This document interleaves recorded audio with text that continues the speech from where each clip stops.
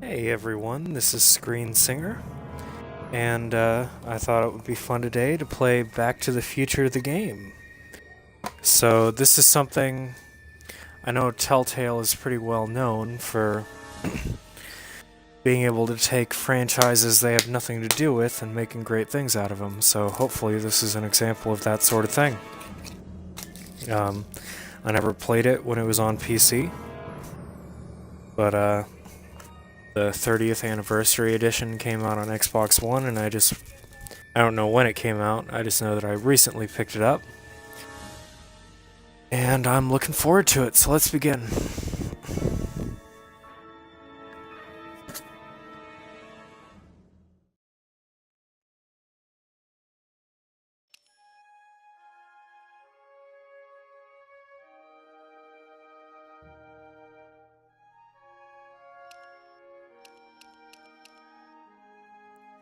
Interesting. Let's check this out first.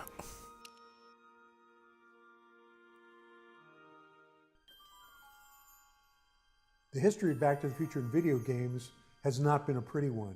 And so my mandate to Telltale when they said we're going to do Back to the Future is this game cannot suck eggs. I was aware of his frustration at previous attempts at making a game. Definitely, like the first time we met, we talked about that. You know, with Telltale, our process starts with the story and the characters, and we apply the story mechanics later.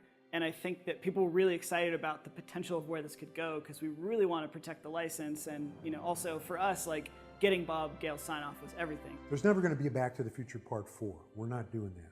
But Telltale's Back to the Future game is pretty close to what a Part 4 could be. Making a Telltale game is sort of modeled after the TV episodic model where we, instead of telling one story at once, we tell a bunch of stories that are all connected over the course of a season. So in Back to the Future's case, it was 5 episodes. So first we figure out like the really rough story arc, and that's kind of where everything starts. We would have roundtable meetings with the Telltale guys would come down to LA. We got to talking about things. I proposed that we go back into Doc Brown's youth because this was an idea that Bob Zemeckis and I had way early on when we were trying to figure out what Back to the Future Part 2 was going to be about. And instantly, like all of the fans in the room just went, yeah, that's why we should do this. That's the story we want to tell and explore. And then it was all just a matter of, okay, well, we have this basic idea.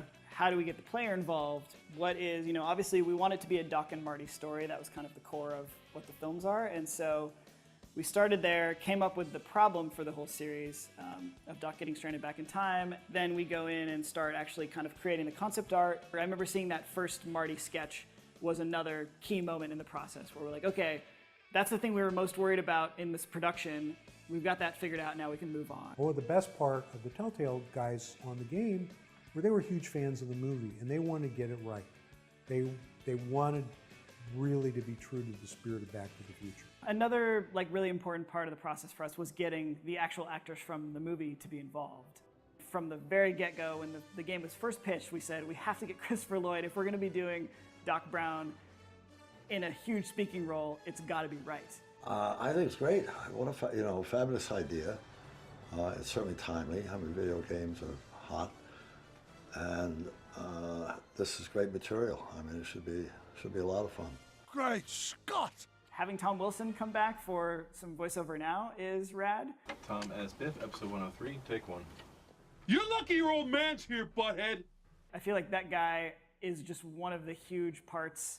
Like, you can't have a Back to the Future game without Biff. He moves his neck more. He uses his jaw more than I do. Things like that. So with every character in the movie, I would think about those things. So it's there. I don't have to watch everything because I remember those cues also, the physicality. Although in voiceover it doesn't matter so much, but as you see, maybe in the B-roll, you see, I'm trying to be physical to get back into it to be able to do it right. And then having Claudia Wells come in too, she was, I think, right off the bat, interested as well, and heard that kind of the band was getting back together. Jennifer? What the hell?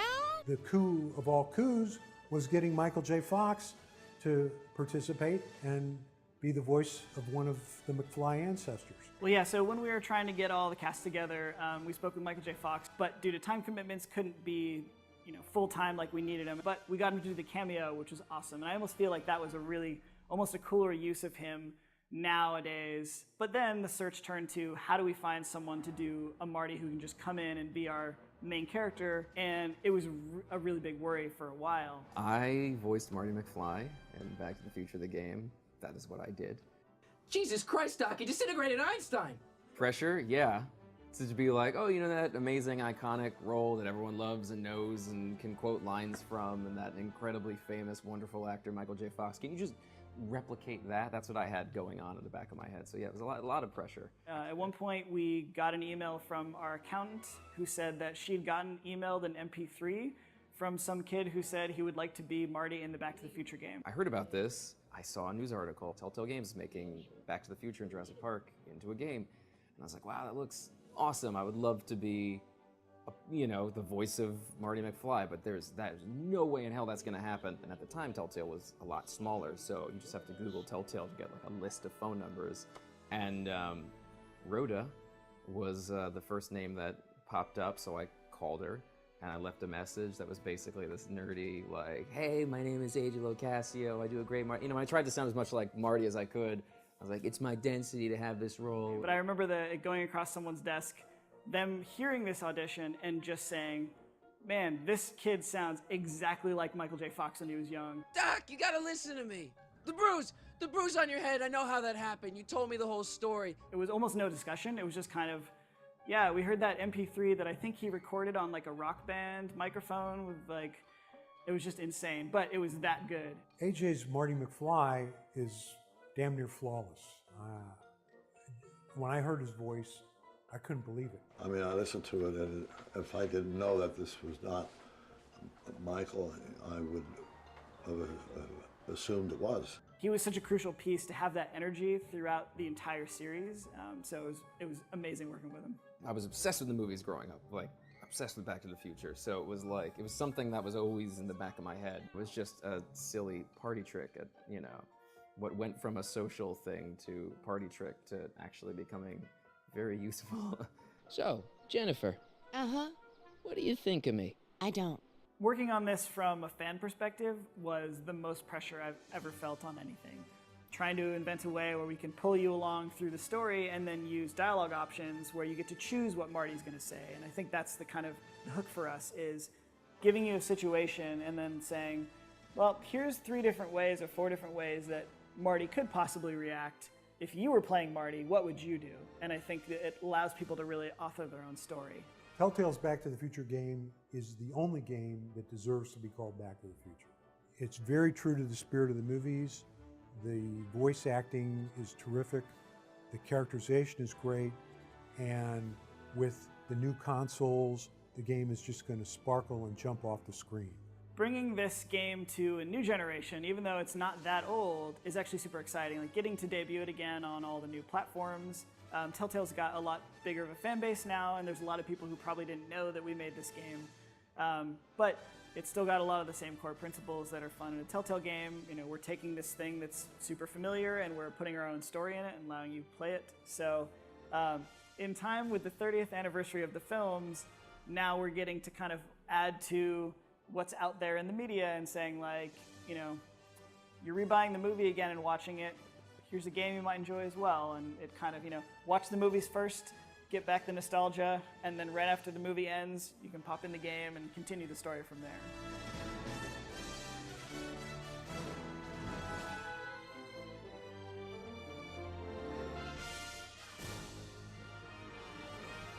All right, well, that was fun, and I actually agree with a lot of what they said. That guy sounds a lot like Michael J. Fox, and that's really cool, and it's cool they got the cast back. And what they said about there'll never be a Back to the Future 4, but this is as close as it gets. That's how I feel about Ghostbusters, the video game, not the one that just came out, the one that came out several years ago. Obviously, I'm not talking about Sanctum of Slime, you know what I'm talking about. Anyway, so yeah, with no further ado, I'm gonna take a brief reprieve, stop my stream for just a second, and then we'll get back to it.